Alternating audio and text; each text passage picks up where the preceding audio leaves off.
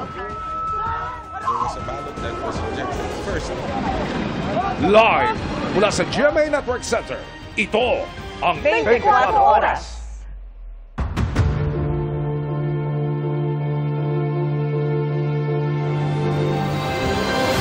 Magandang gabi po, Luzon, Visayas at Mindanao. Iniimbestigahan ng DPWH ang umano'y joint venture o pagsososyo sa negosyo ng pamilya ni Senador Bongo at ng mga Diskaya. Ang ugnayang ito umano ang dahilan kaya pinoprotektahan ng mag-asawang Diskaya si Go ayon kay Ombudsman Boying Remulla. Sabi pa ng Ombudsman, posibleng pinoprotektahan din ng mga Diskaya ang mag-inang Senador Mark at Cynthia Villar. Sinisilip naman ng opisina ang mga proyektong napunta sa kapatid ni dating Senador Bong Revilla. Nakatutok si Salima Refran. Hindi na raw nagulat si Ombudsman Jesus Crispin Remulla na tumanggi na makipagtulungan ang mag-asawang kontratistang Pacifico Curly at Sara Diskaya sa investigasyon ng ICI o Independent Commission on Infrastructure.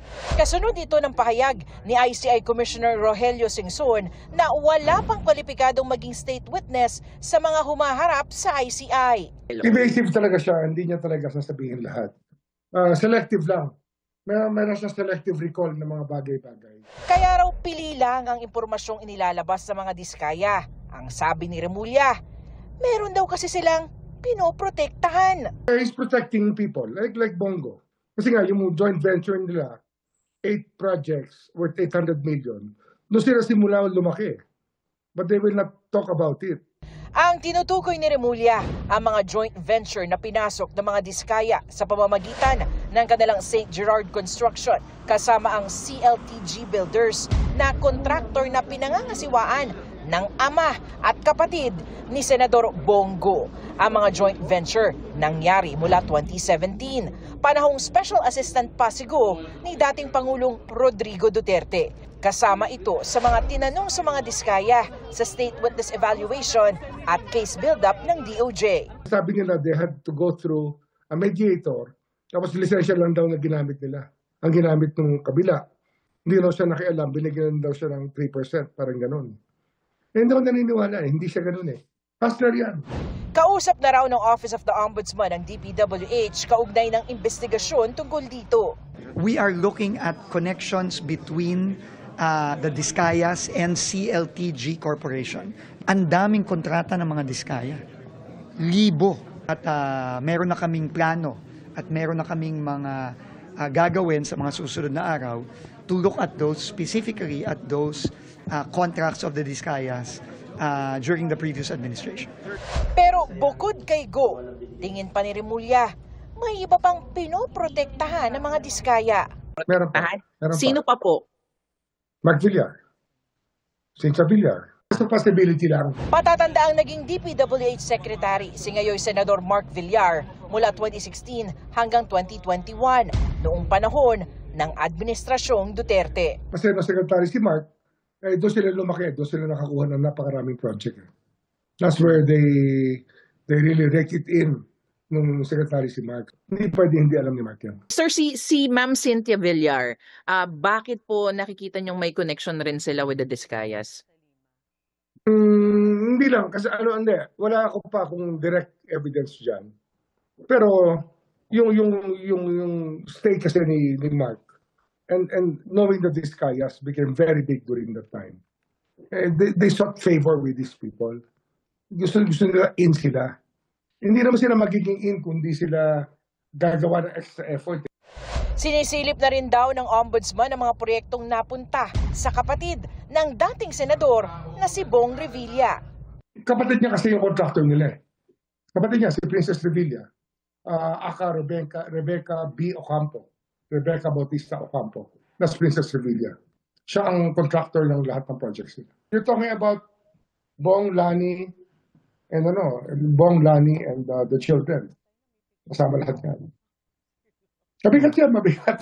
Pero bukod sa mga nabanggit na personalidad, may ilang politiko pa raw na hindi pa lumalabas ang pangalan na posibleng tumanggap din ng mga kickback. May nakuha kaming AMLA document ng isang transaksyon na nag-remit yung top contractor ng pera sa dalawang congressman. Yung isa 75 million, thereabouts. Yung isa 25 million. Sitting congressman ngayon. Active congressman. At hindi pa na papangalanan. Hindi ba? Hindi ba? Bukod kay Diskaya, tingin ni Remulla, meron din pinoprotektahan si dating Undersecretary Roberto Bernardo na hindi pa raw ikinakanta ang lahat ng kanyang nalalaman. He's protecting some other interests upstairs na meron pa siyang pinoprotektahan. Kasi USEC na siya na yung operator ng panahon ni Duterte. Kaya alam niya lahat yan. Pinabulaanan naman ni Remulla ang sinabi ni Vice President Sara Duterte na tanging mga nasa administrasyong Duterte lamang ang iniimbestigahan. Siyempre, yun ang lagi kanilang propaganda. Kasi ayaw nilang maabot sila ng investigation. Maaabot sila, kahit anong gawin nila, maaabot sila eh. Kasi ang AMLA is there eh. The Anti-Money Laundering Council keeps records. And it keeps records of everybody.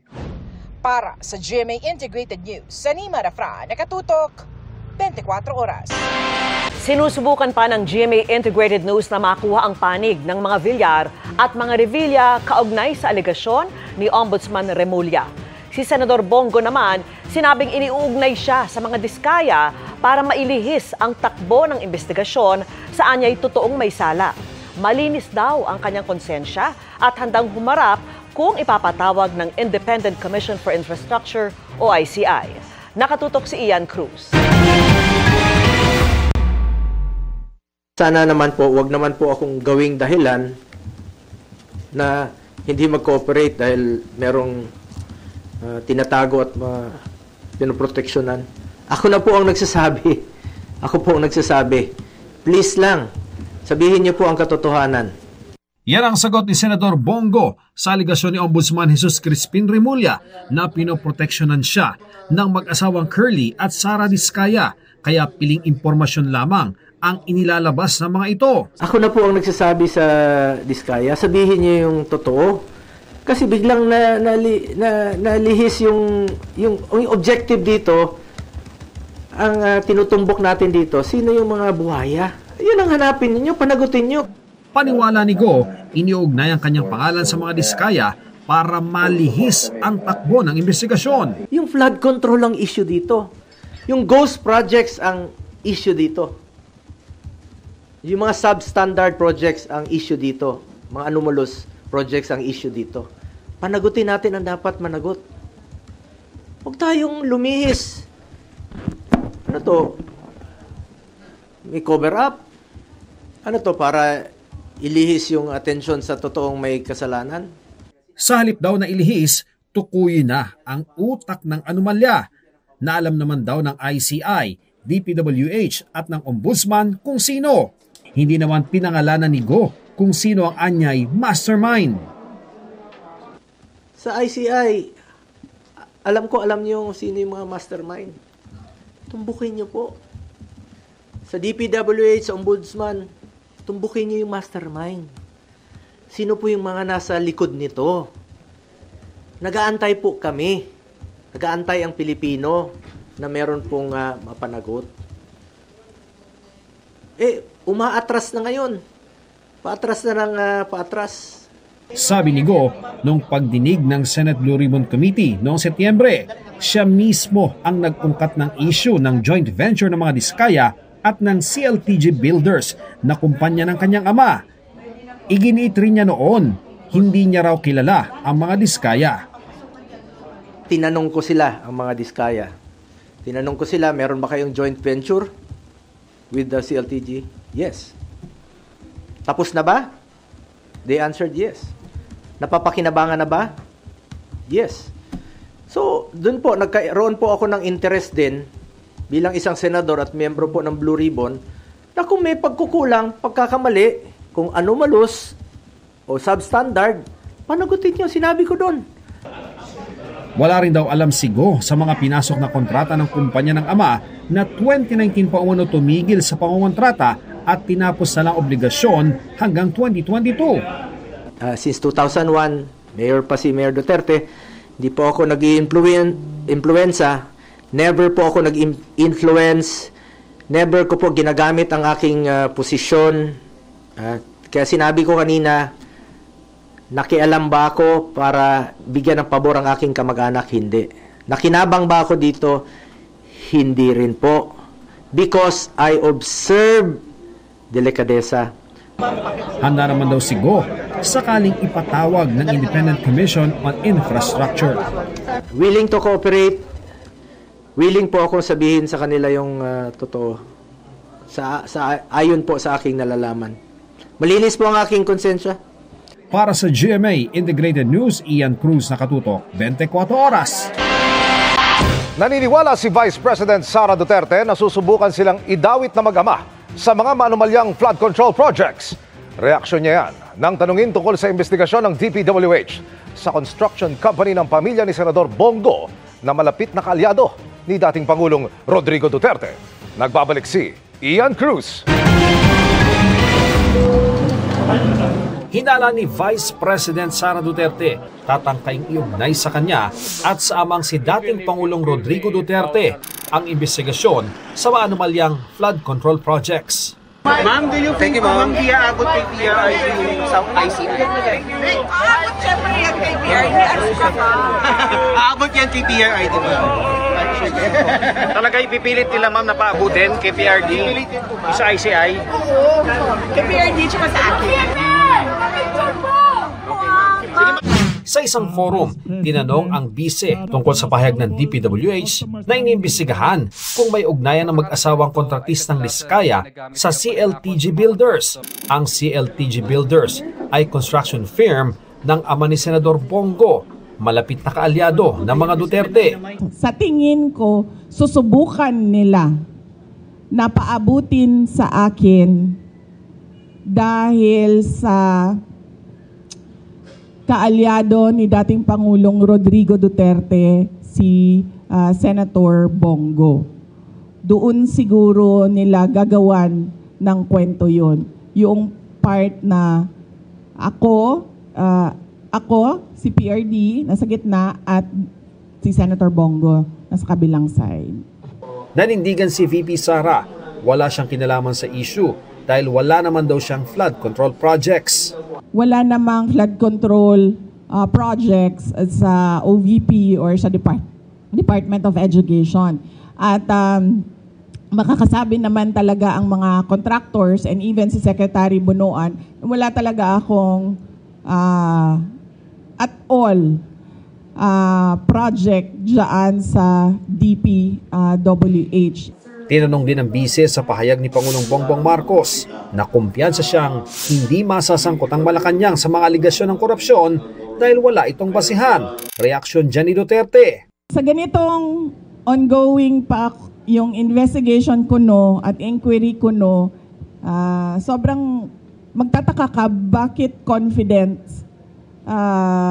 yung Pangulo na hindi aabot sa Office of the President yung iskandalo at yung korupsyon.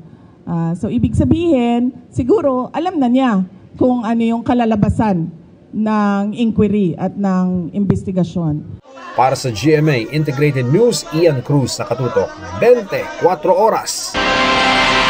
Bilang tugon sa mga paratang ni Vice President Sara Duterte, iginit ng Malacanang na hindi gagawa ng ebidensya ang Administrasyong Marcos para lang maipakulong ang mga kritiko. Sinagot din ng palasyo ang iba pang binitawang pahayag ng bise. At nakatutok si Ivan Mayrina. Una ni Vice President Sara Duterte sa pagkakumpiyansa ni Pangulong Bongbong Marcos na hindi aabot sa palasyo ang aligasyong katiwalian sa mga proyekto kontra baha. Tila luto na kasi umano ang investigasyon. Pero sabi ni Palace Press Officer Claire Castro, sadyang magiging kumpiyansa ang isang tao kung ang ginagawa ay para sa bayan at hindi pansariling interes. Sa pahayag naman ng bise na huwag pagdiskitahan ng mga Duterte at imbestigahan din ang iba pang administrasyon, sabi ng Malacanang, hindi ito may iwasan lalo't mismo ang dating Pangulo ang umamin na siya'y korap at nakinabang sa kaban ng bayan.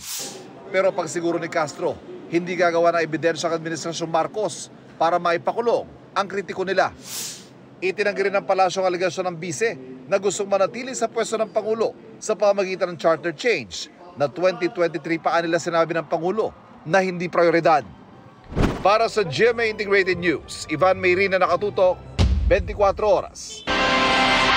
Ipinagpaliban ng DPWH ang rehabilitation sa isang tulay sa Laur, Nueva Ecija na luma at hindi na ligtas daanan dahil sa mga lamat sa pundasyon. Pinigilan kasi ito ng mga residente kung bakit tinutukan ni Mark Salazar. Nang isara ang Sagana Bridge sa Barangay Sagana, Laur, Nueva Ecija para sa rehabilitasyon nitong September 23, hinarang ng mga residente ang backhoe na titibag sana sa tulay. Pag ito po inalis, ala na pong dadaanan ng mga estudyante, mga tracking. Hindi may tatangging peligroso na ang Sagana Bridge. Malalaki at marami na masyado ang lamat sa mga pundasyon ito. Kaya simula pa noong 2022, hindi na nagpapadaan ng malalaking sasakyan. Ayon sa Nueva Ecija 2nd District Engineering Office, 1970 pa itinayo ang tulay at hindi nakadisenyo para sa naglalakihan na ngayong mga trailer truck. Yung problemang yan sa Laur, na mga bridges na dapat matagal nang inayos, pero hindi inayos, hindi lang Laur yan. Nakita natin yan. Yan ang isa sa mga dahilan. Bakit ang pigatan? Dapat ang bridge inaayos, rene-repair, rene-retrofit every 3 to 5 years. Every 3 to 5 years. Kailangan yan chine-check, rene-retrofit yan. No, yan din yung problemang nangyari sa San Juanico. May 65 million pesos sa ilalim ng 2025 General Appropriations Act para sa repair ng Sagana Bridge. At hindi naman ito kasama sa mga dapat ipahintong proyekto ng DPWH. Pero sinuspindi na rin muna ng DPWH ang repair at itutuloy na lang sa November. Pagbibigyan na ang hiling ng mga residente na maayos muna ang detour o yung alternatibong daan bago isara ang tulay. Mag-uulan.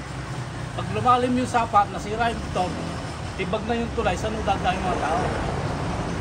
Hindi kawawa naman yung mga estudyante papasok kaya alam na daanan. Maayos na detour. So titignan natin yung detour. So pinapa-report ko na yung district engineer tsaka yung RD na bigyan ako ng plano. Pero iniutos pa rin tingnan kung ligtas pa bang daanan ng light vehicle ang tulay habang hindi pa ito inaayos. Kung safety ang issue, then wala tayong choice. Kailangan tayong magsara. Pero kung pwede namang daanin sa traffic management, kamukha nung ginawa natin sa ibang mga bridges sa Cagayan, at inutos kong gawin sa ibang mga bridges all over the country, na siguraduhin na isa-isa lang ang truck na dadaan, wag sabay-sabay, kamukha nung nangyari sa Pigatan, gagawin natin yon. Pero kay safety first tayo lagi.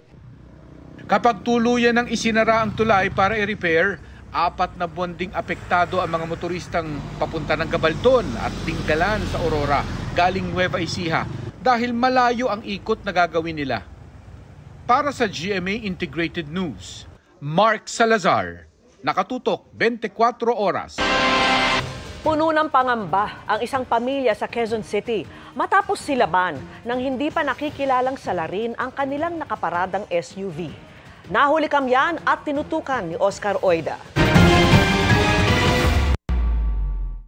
Tanging CCTV ang saksi pasado 1:30 na madaling araw kahapon nang may humintong motor sa tabi ng isang nakaparadang SUV sa Barangay Maharlika, Quezon City. Bumaba ang rider na may nilagay na tela at isinaboy na likido sa hood ng SUV. Saka ito sinindihan.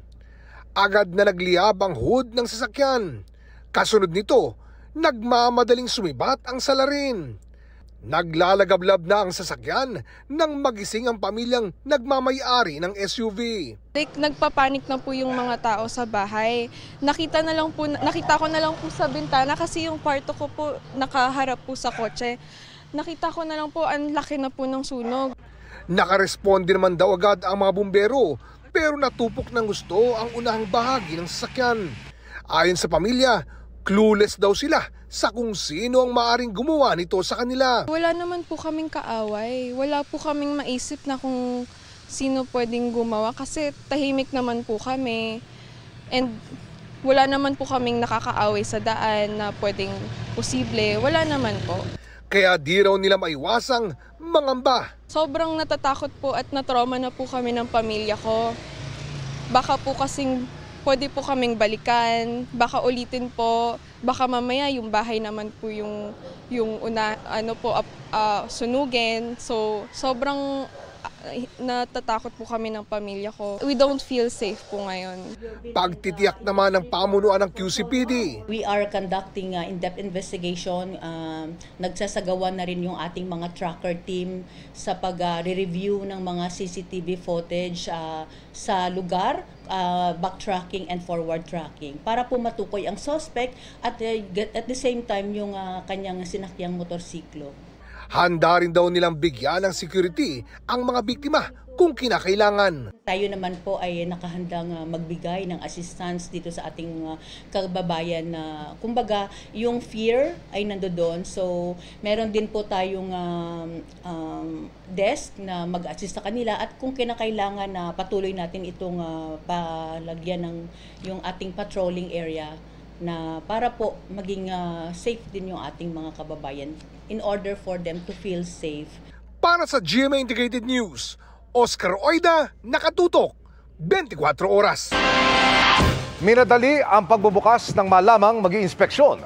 Yan ang tingin ng Health Department ng silipin ng Super Health Center sa Antipolo City. Kailan lang din ito nagbukas kahit mahigit 1 taon nang tapos. Tinutukan ni Maki Pulido. Operational ang dinatnang Super Health Center ni Health Secretary Ted Herbosa sa Antipolo, Rizal kahit inilista ito ng Department of Health na isa sa 277 Super Health Centers na hindi umano kumpleto at hindi mapakinabangan. Ayon sa kagawaran, minadali itong buksan ng malamang darating si Herbosa. Parang nalaman yata nilang bibisita ako. Unfair ang alegasyon ayon sa Antipolo City Hall dahil 1 linggo na umano silang naglilipat ng gamit para sa pagbubukas ngayong araw. Inusisa pa rin niya ng Health Department lalo't July 2024 pa tapos ang construction ng Super Health Center. Bakit ngayon lang natin nagamit itong... Meron po tayong ipinoprogram pa ng mga other na gamit. Then, syempre po, yung manpower. Sabi ng City Hall, oo nga't sagot ng Department of Health ang budget sa equipment at pagpapatayo ng gusali. Pero City Hall naman ang taya sa sweldo at paghanap ng medical staff na hindi ganun kabilis gawin. Hanggang ngayon nga, naghahanap pa sila ng radiologist at radiologic technologist para partial operation muna ang center. Hindi naman po tatakbo ang isang health facility kung wala po itong manpower at iba pong mga gamit. So yun po yung kinailangan pa hong gawin ng aming pong lokal na pamahalaan na hindi naman po ganun kadali. So kailangan nga po natin itong iprograma pa. Kumpara sa ininspeksyong Super Health Center ng Marikina kahapon na pundasyon lang ang nakatayo, kumpleto at may gamit ang nasa Antipolo. Sabi ni Herbosa, patunay itong sapat na ang hindi hihigit sa 20 million pesos na budget, hindi tulad ng hiningi ng Marikina City Hall na 180 million pesos na pantapos sa kanilang center. Hinihintay pa namin ang bagong pahayag ng Marikina LGU. It's not my fault. They promised to fund it. Now they submit me a letter na sila na raw magpapund. Mga taga-barangay pa rin ang seserbisyohan ng mga Super Health Center. Pero kung ordinaryong health center, konsultasyon lang sa doktor ang pwede. Sa Super Health Center, depende sa laki, pwede na ang dialysis, pagpapaanak at may laboratory equipment. Ang target ng DOH, 80% ng mga kaso matugunan na sa Super Health Center sa halip na sa ospital. Today, ang karaniwang sakit, high blood, diabetes, kidney disease, kailangan ng laboratory test. So kaya dinagdag natin yan. Para sa GMA Integrated News, Maki Pulido, nakatutok, 24 oras.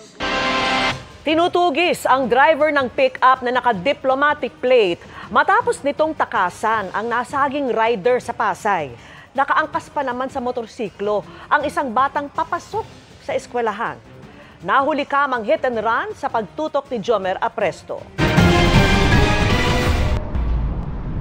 Viral sa social media ang video na yan sa bahagi ng EDSA Extension patungong Roxas Boulevard sa Pasay City kahapon ng umaga. Makikita na hindi pa rin huminto ang puting pickup matapos nitong masagi ang isang motorcycle rider na may angkas na batang estudyante.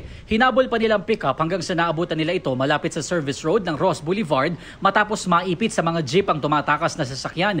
Ibinalandra na ng rider ang kanyang motor sa harapan ng pickup. Pero makikita sa video na tumakas pa rin ang pickup kung saan nasagi pa nito ang tuhod ng batang angkas. Lumapit ang rider sa driver side ng pickup para kumprontahin ang nagmamaneho ng sasakyan. Pero nakatakas pa rin ang pickup na lumiko ng Roxas Boulevard patungong Maynila. Ayon sa pulisya, mag-amang magkaangkas at papasok na sana sa paaralan ng batang angkas. Sinubukan pa ng rider na humingi ng tulong sa mga traffic enforcer pero wala pa raw nagbabantay sa mga oras na yon. tinanong namin kanina kung kumusta naman sila. Sabi nung tatay, nasagi yung bandang left handle ng kanyang motor.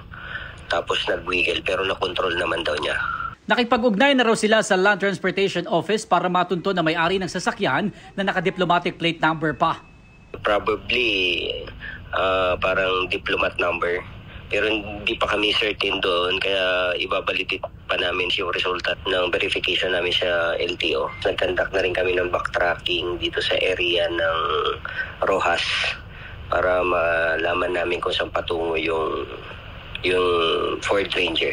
Posibleng maharap sa patong-patong na reklamong driver ng pickup, kabilang ng paglabag sa RA 4136 o ang Land Transportation and Traffic Code of the Philippines at reckless driving. Susulat din daw umano ang pulisya sa LTO para masuspindi ang lisensya ng driver ng pickup. Sinubukan ng GMA Integrated News na hinga ng pahayag ang LTO pero wala pa silang tugon. Para sa GMA Integrated News, Jomer Apresto, nakatutok 24 oras. Oh my God! Ah, Lord!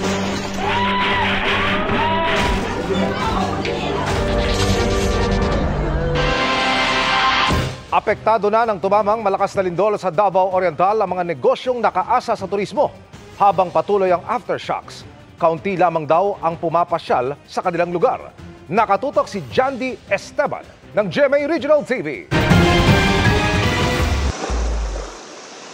Kilala bilang surfing spot ang Dahican Beach sa Mati City, Davao Oriental. Dahil dinarayo, hile-hilera rin ang mga resort dito.